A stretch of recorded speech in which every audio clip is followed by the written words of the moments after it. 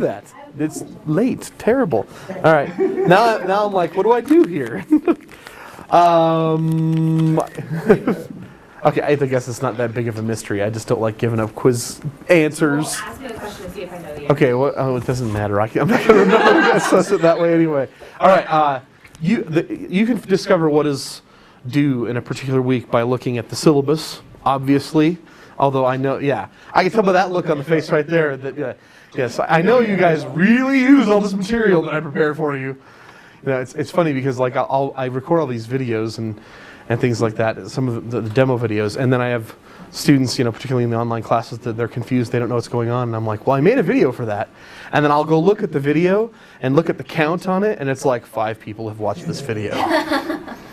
So, okay, so the syllabus. That's obviously one of the first places you should be looking for what's due, where we're at in class. The second place that you can look, of course, is in the lesson content, and most of you are getting that, and that's basically like an expanded version of what's going to be in the syllabus. And I figure that that's probably where most of you are getting this information anyway. There is a calendar in Angel that I populate as well, and that's also, those are milestones that are linked into the calendar. So you can look at your milestones, you can look at the calendar, you can look at the lesson content, and you can look at the syllabus. Those are 4 ways.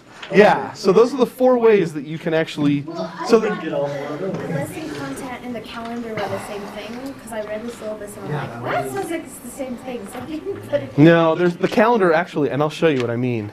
The calendar actually has, if we go into our class here, there's an actual calendar that looks like a calendar that has things in it that tells you what's due.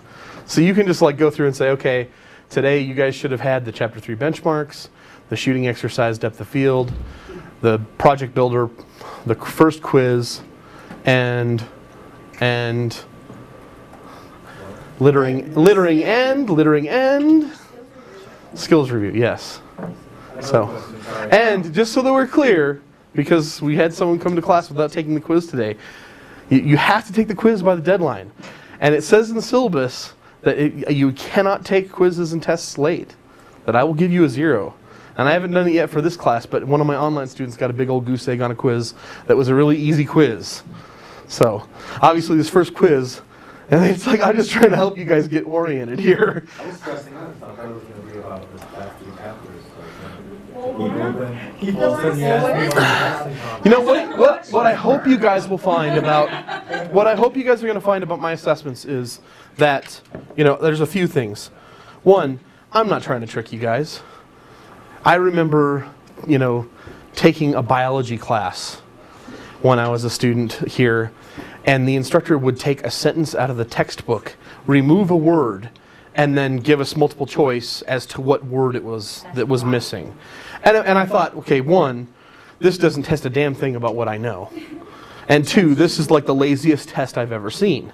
Okay, so most of my quiz questions, I mean, I know that I gave you guys some multiple choice and true false in this first one, and then but you're not going to see a lot of those. It's mostly going to be short answer. And what I'm looking for, you know, I'm looking for big picture items. I'm not trying to trip you guys up. I want to reinforce. I want to help you guys through the content. So I try to be fairly, you know, I'm picking big picture items here. The first week, this first quiz, I just want to make sure you guys are paying attention to this is how the class is organized, because I want you guys to be successful. Yes, ma'am. Now, on the short answers, do you give us feedback about? I will. If you get a question wrong in the short answer, and I'm taking points away, I'll indicate to you why you lost points. Because I hate it when teachers don't give you feedback. Yeah, I'm like, well, how am I supposed This is the to way do I this? grade. I just look at it, and at the end I put C, and then I move on. Teachers like that. You said there was discussion 1 and discussion 2 about camera, how to use the camera. Is there actual like places on the No, I'm sorry.